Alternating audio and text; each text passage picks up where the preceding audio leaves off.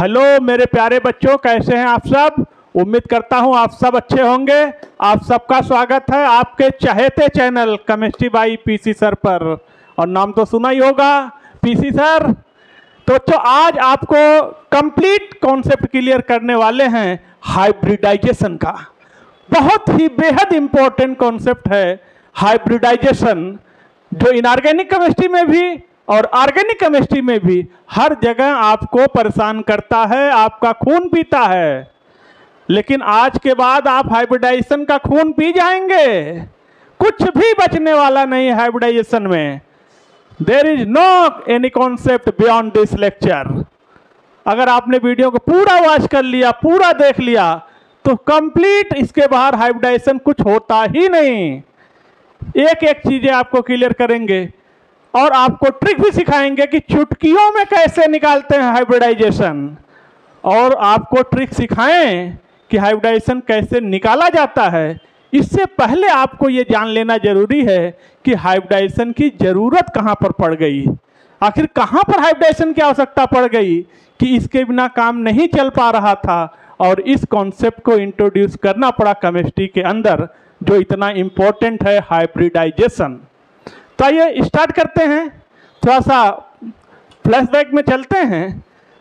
तो अगर आपको बताएं तो एक कंपाउंड, मान लो कोई भी कंपाउंड हम ले सकते हैं, लेकिन हम मेथेन ले रहे हैं। मेथेन,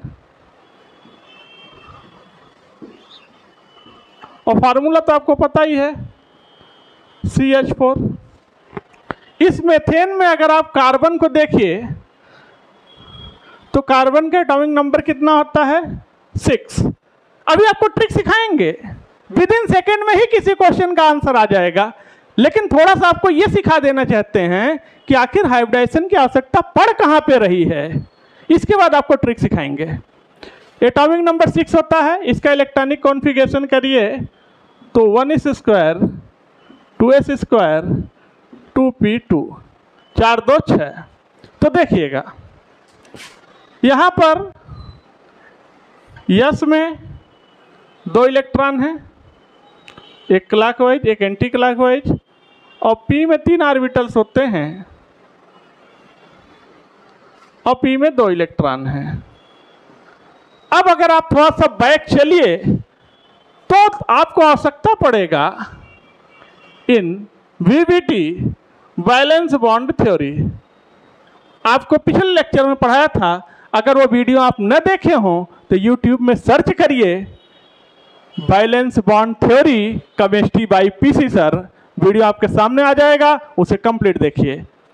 तो अगर BBT क्या कहती थी कि जितने अनपेयर इलेक्ट्रॉन होते हैं वही अनपेयर इलेक्ट्रॉन ही बॉन्ड फॉर्मेशन में पार्टिसिपेट करते हैं according to valence bond theory.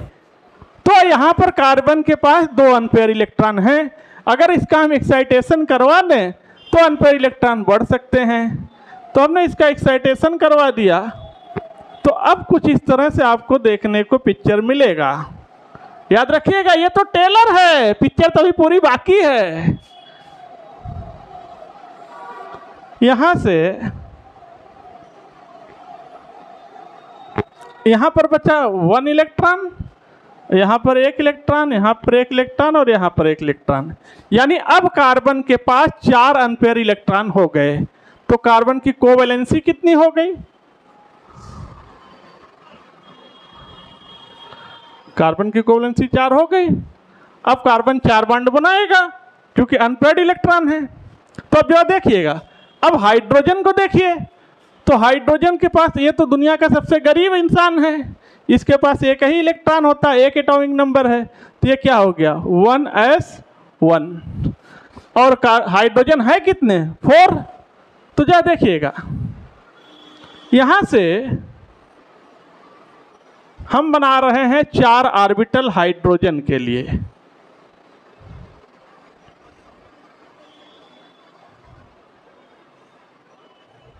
लीजिए, 1 इलेक्ट्रॉन है, हमने बना दिया ऐसे ऐसे ऐसे ऐसे।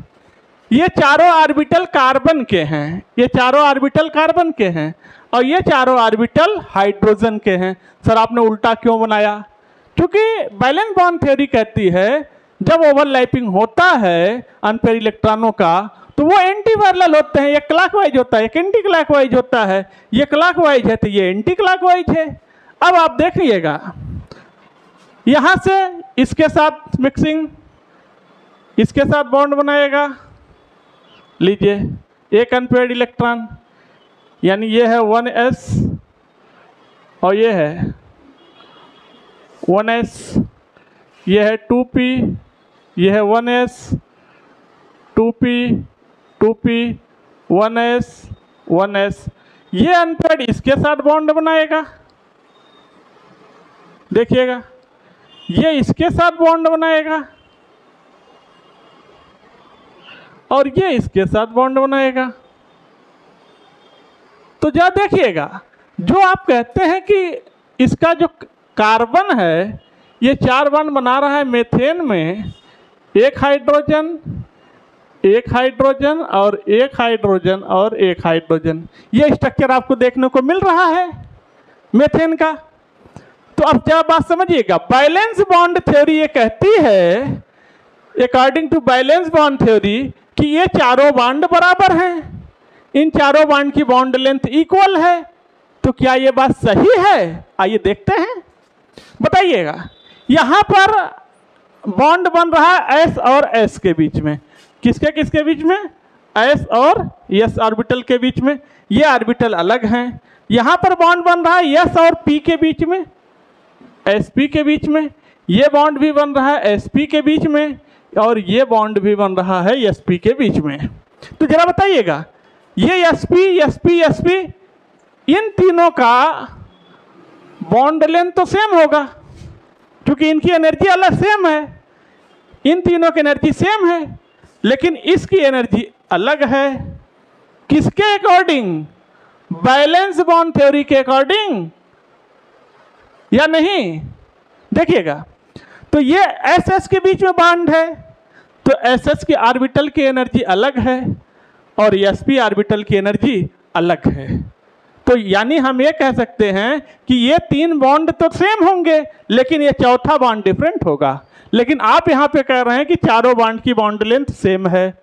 बात समझिए, यानी जो एक बॉन्ड है ये एस और एस के बीच में बना है और ये बॉन्ड एस और पी के बीच में बना है, ये बॉन्ड एस और पी के बीच में बना है, ये बॉन्ड एस और पी के बीच में बना है।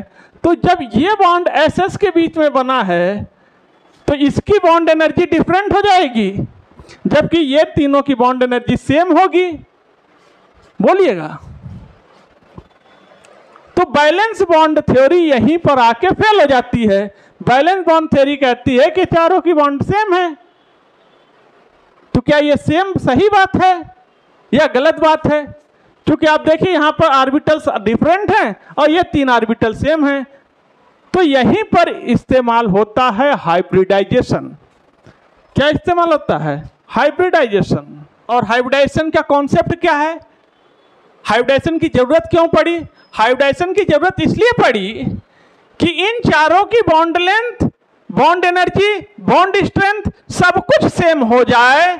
इसके लिए सबसे पहले इन चारों ऑर्बिटल्स को आपस में मिक्स करा दो, आपस में मिक्सिंग करा दो, कोलैप्स करवा दो। जैसे एक मोतीचूर का लड्डू है और एक बूंदी वाला लड्डू है, ठीक है? इन सबको आपस में पहले मिक्स करो, ठीक? 3 मोतीचूर के, एक बूंदी वाले, सब लड्डू को मिक्स करके और फिर 4 लड्डू बनाओ, क्योंकि मिक्स भी तो आपने 4 ही किया था। तो बनेगा कितना लड्डू? 4 लड्डू। और अब चारों लड्डू का कलर, स्वाद, टेस्ट सब कुछ सेम आपको मिलेगा और आप अलग अलग खाते तो अलग अलग टेस्ट मिलता। तो कहने का मतलब है जितने एटॉमिक ऑर्बिटल्स आप मिक्स करेंगे उतने ही न्यू एटॉमिक ऑर्बिटल आपको मिलेंगे और वो सारे atomic orbital in all respect identical होंगे। उनकी bond energy same, bond strength same, bond energy same, colour same, size same, सब कुछ आइडेंटिकल हो जाएंगे। इसी के लिए इस्तेमाल किया जाता है हाइब्रिडाइजेशन।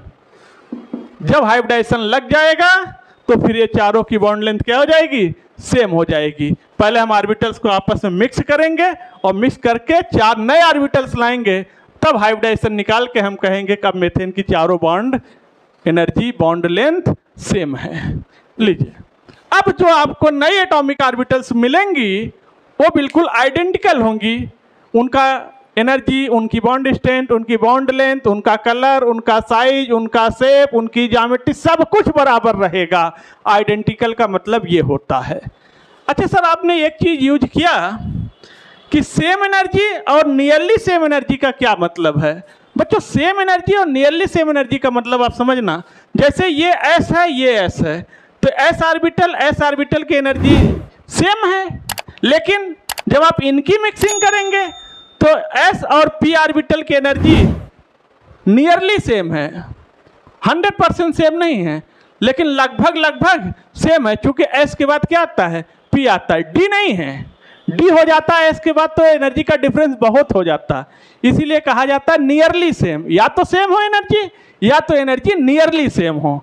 ठीक है, तो उन ऑर्बिटल्स की इंटरमिक्सिंग करके उतने नए नंबर के ऑर्बिटल्स हम बनाएंगे, और ये कॉन्सेप्ट के लिए लाना पड़ा हमें हाइब्रिडाइजेशन।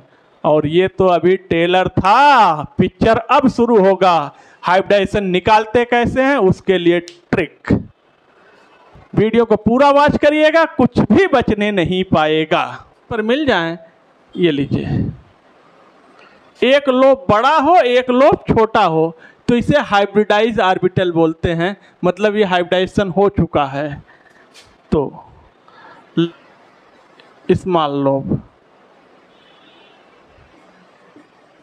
एक लोब छोटा और एक लोब बड़ा। किसी भी कंपाउंड की ज्योमेट्री हाइब्रिडाइजेशन डिसाइड करेगा। मैं शेप की बात नहीं कर रहा हूं, ज्योमेट्री की बात कर रहा हूं। किसी भी कंपाउंड की ज्योमेट्री कैसे डिसाइड होगी? हाइब्रिडाइजेशन से। याद रखिएगा, शेप अलग चीज है, ज्योमेट्री अलग चीज है। अब अगर आप किसी भी कंपाउंड की मॉलिक्यूल्स का हाइब्रिडाइजेशन निकालना चाहते हैं तो उसके लिए आपको याद रखना है कि hybridization is equal to number of sigma bond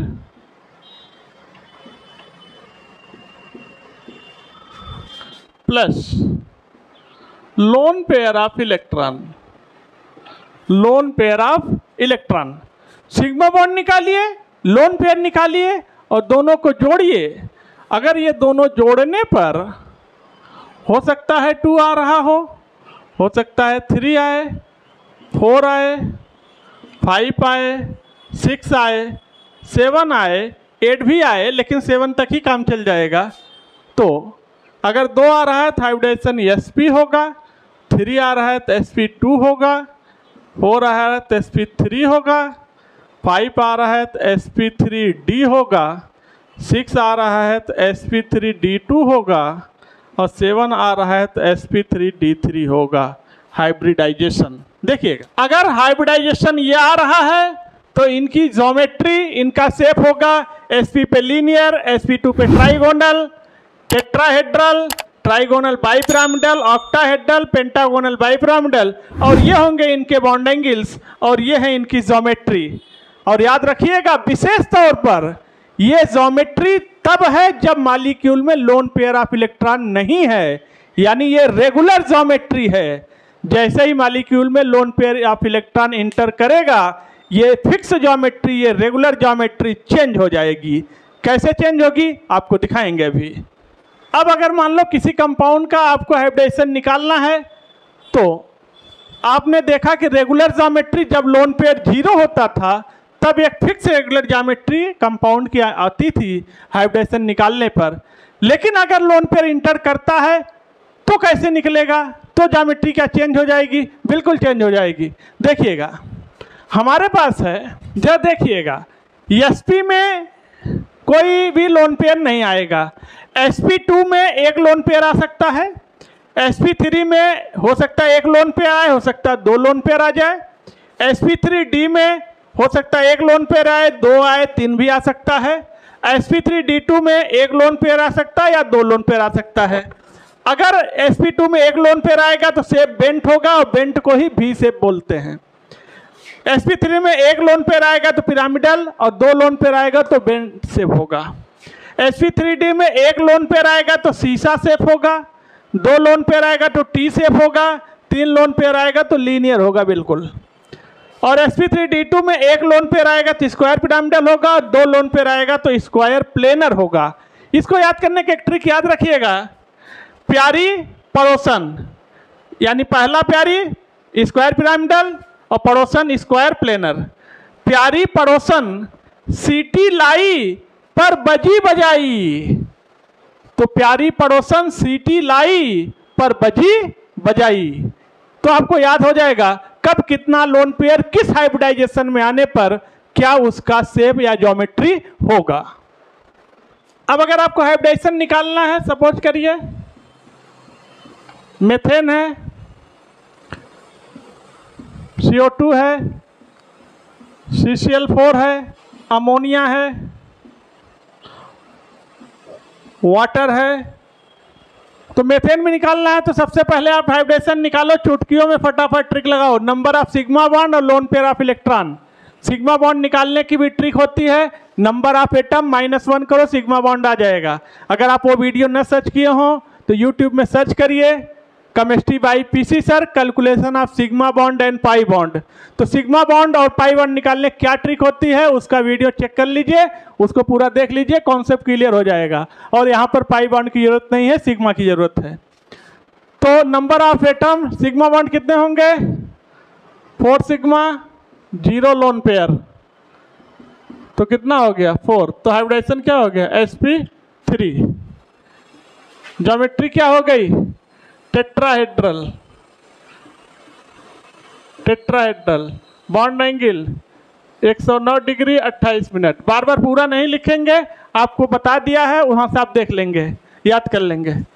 CO2 में 2 सिग्मा है, लोन पेयर कितना है 0, तो क्या आ गया 2, हाइब्रिडाइजेशन sp।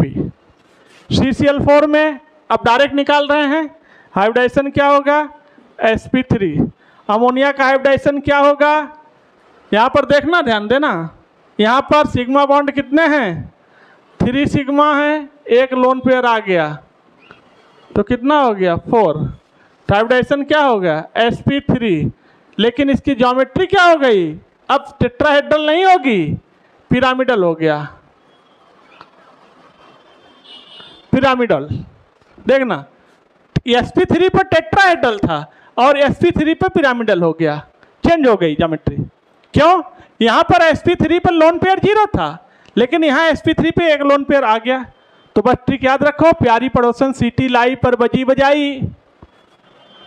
चलिए वाटर का निकाल लेते हैं।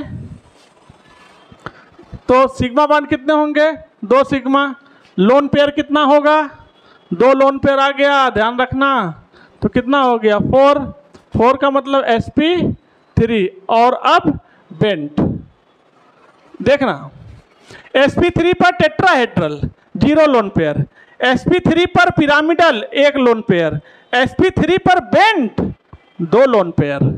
यानी लोन पेयर्स जैसे जैसे आ रहे हैं रेगुलर ज्योमेट्री चेंज होती जाएगी। तो किसी का भी आप हाइब्रिडाइजेशन निकालो, किसी का शेप निकालो, किसी की ज्योमेट्री निकालो, किसी का बॉन्ड एंगल निकालो, कुछ भी निकालो, ट्रिक आपके पास है। ये हमारे पास HCF2, HCF4, HCF6, लाखों मॉलिक्यूल्स का निकालो, कुछ प्रैक्टिस हम आपको करवा दे रहे हैं। यहाँ पर हाइब्रिडाइजेशन क्या आएगा 2 सिग्मा है प्लस 3 लोन पेयर, तो 5 क्या आ जाएगा sp3d। यहाँ पर 4 सिग्मा है 2 लोन पेयर है, क्या होगा sp3d2। यहाँ पर 6 सिग्मा है 1 लोन पेयर है, तो क्या होगा 7, तो sp3d3। देखिएगा कुछ भी अब आप निकाल सकते हैं। ClF3 और SF4 में निकाल लेते हैं, तो सिग्मा कितना हो गया 3 सिग्मा 2 लोन पेयर, तो कितना हो गया 5, और 5 पर क्या होता है sp3d। तो ये कैसा हो गया, इसका ज्योमेट्री कैसी है, बोलिए सीसा शेप है ये, सीसा। एक लोन पेयर है 4 सिग्मा प्लस एक लोन पेयर, तो कितना हो गया 5। और 5 है, यहाँ पर 2 लोन पेयर था तो सीसा शेप था, एक लोन पेयर है sp3d में, sp3d में, तो ये हो गया टी शेप। कैसा हो गया टी शेप। देखना XeF2 में कैसा शेप था, लीनियर। sp3d में 3 लोन पेयर पे लीनियर, sp3d में 2 लोन पेयर पर सीसा शेप, sp3d में 1 लोन पेयर पर टी शेप। देखिए, तो अब आप बच्चों किसी भी कंपाउंड का हाइब्रिडाइजेशन निकालिए, बॉन्ड एंगल निकालिए, ज्योमेट्री निकालिए, शेप निकालिए, कुछ भी निकालिए, अब आपका कोई सवाल बचेगा नहीं। तो आप लाइक करिए, चैनल को सब्सक्राइब करिए, बेल आइकन को हिट करिए और लिंक को अपने फ्रेंड्स में शेयर करना बिल्कुल ना भूलिए। फिर आपसे मिलते हैं किसी नेक्स्ट वीडियो में, तब तक के लिए थैंक यू, धन्यवाद।